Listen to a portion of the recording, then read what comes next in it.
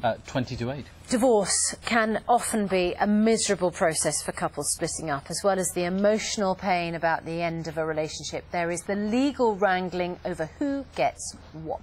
Well, now the Law Commission's looking at how divorcing couples in England and Wales should divide their assets, what should happen to the property acquired before the marriage, and whether one spouse should continue to support the other after separation. So what could this mean for settlements in the future? Joining us, Andrew Newbury, the head of the family law at Pannoni, and Charlotte Friedman is the founder of the Divorce Support Group.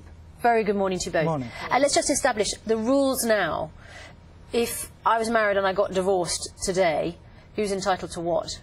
The sad thing is, I couldn't give you a straight answer about that because the law is so uncertain. Your circumstances are completely different to mine, completely different to Charlotte's. So the great thing about the law is it can be adapted to each and every marriage. It's very fluid. The downside is any experienced family lawyer, any family judge cannot give you one simple answer. Is there a guiding principle? There are some principles, and those principles can be easily applied to certain marriages but not to others. So, for example, if you had a young couple who'd been married just a few years, the simple answer would be their assets are probably divided equally and they both walk away. But if you think about that couple, I don't know, 15 years on, they have children, the situation gets far more complicated. She needs to rehouse the children. Does she keep the majority of the assets? Then how long does the husband support her for? It could be a few years, it could be the rest of her life. It's so fluid. And in Scotland, Charlotte, the principles are different. How do they differ there? Well, I look at it not from the law point of view, but also just from the therapy point of view, because as we all know, divorce is a bereavement, and when people go through divorce, their feelings are absolutely overwhelming and are plunged into chaos.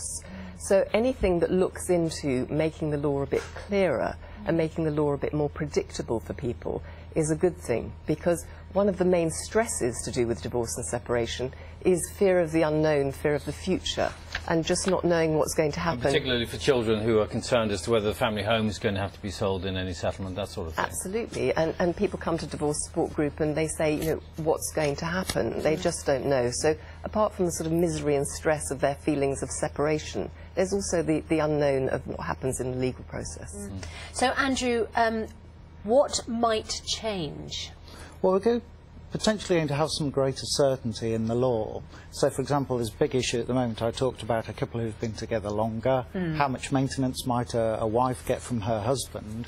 We may have some clearer guidelines on that, because at the moment there are no hard and fast rules. And if there's one thing that couples fall out over, is how much maintenance should a wife get from her husband.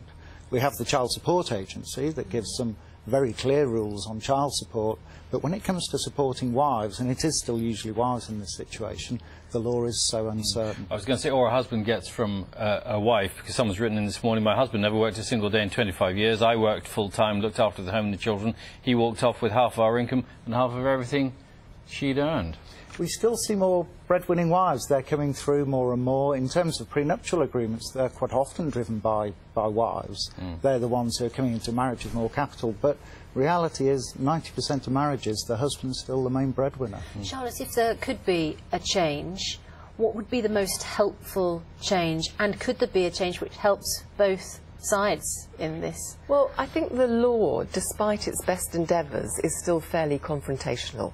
And people become polarised, and people, in order to win their case, have to diminish the other party, and that doesn't bode well for future relationships, especially when you have children and you have to carry on a dialogue and you know, get on for the sake of the children.